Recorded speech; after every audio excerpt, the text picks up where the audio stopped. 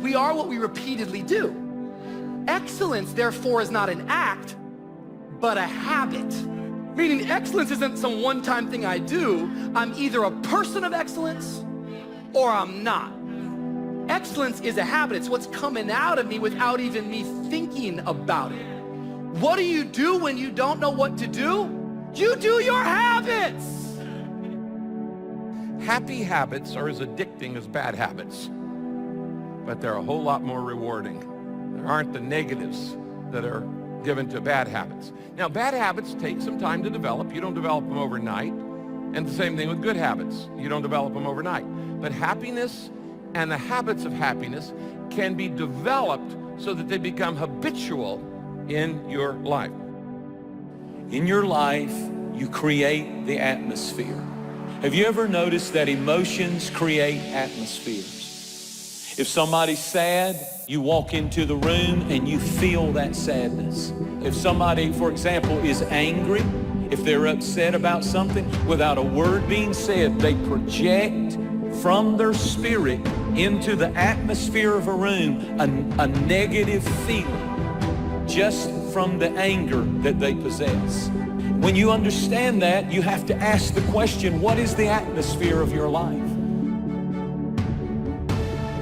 You see, a crisis, before it creates habits, it exposes habits. Difficult times, before it defines something that you're doing, it just exposes who you already are. And the problem with difficult times is difficult times make bad habits worse. So they just get worse. It's amazing right now because so many of us, bad habits are coming out of us. I see so many bad habits in this crisis. I see myself at times being tempted to fall into bad habits. Bad habit. This is a bad habit you see right now in the world right now. Approval seekers. Listen to me. If you live for people's approval, you will die by their rejection. And see, this is so critical because some of us don't like what we're getting in our life. And we don't like the way our relationships flow. We don't like the way our bodies look, and we don't like the way our bodies feel. And we don't like the way that we go running around from this thing to that thing, and we don't like the way that our lives are constantly feeling empty. That's the product. So if you don't like that product, you can hate the product all you want. But the problem is not the product. The problem is the pattern.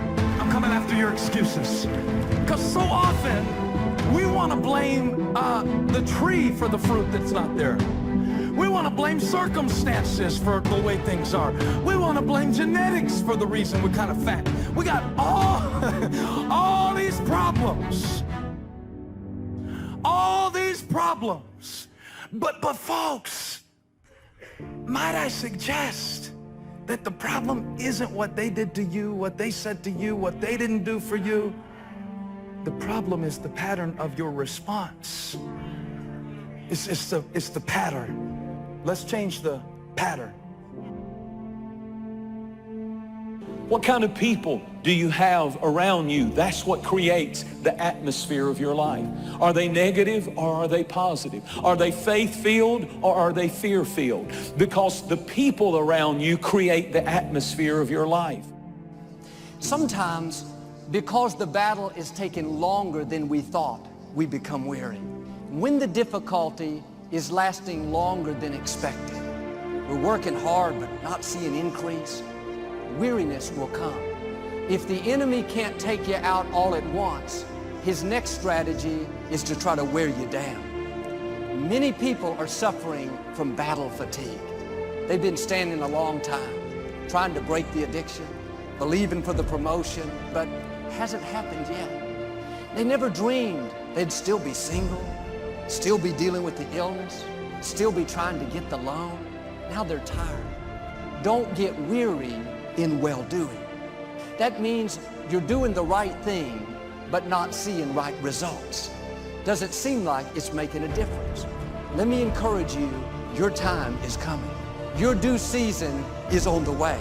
Don't let time talk you out of it. Don't let discouragement cause you to give up. Don't let negative thoughts convince you to settle where you are. Don't look for happiness. Create it. Happiness is not something you look for. Happiness is something you create, and it's your choice. You're as happy as you choose to be. Happiness is not a goal. Happiness is not a goal. It's actually the result of right thinking, right living, right acting. It's the byproduct. If you make happiness the goal of your life, you're going to live a very self-centered life. And that's going to end up making you miserable. Making happiness the goal of your life will guarantee that you're never going to be happy. Happiness is never the goal. It is always the result. It's always the byproduct of something else.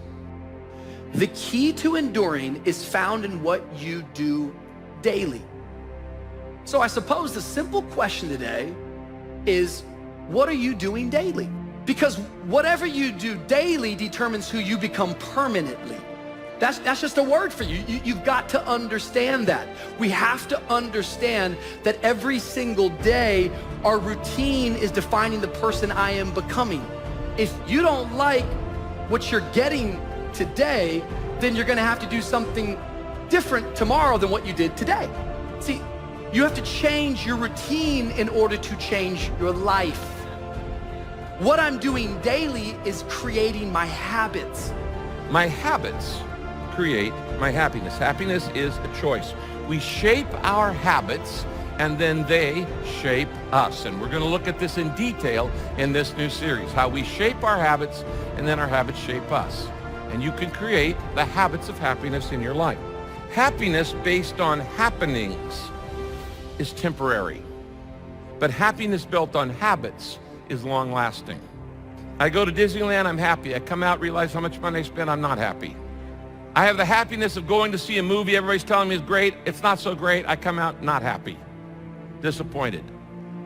Anything where you base your happiness on a happening, on a circumstance, on an occasion, as soon as the occasion's over, you lose your happiness. So you don't want that.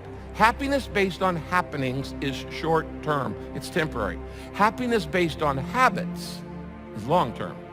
The reason why most people don't make it, because they focus more on their distractions rather than their destiny.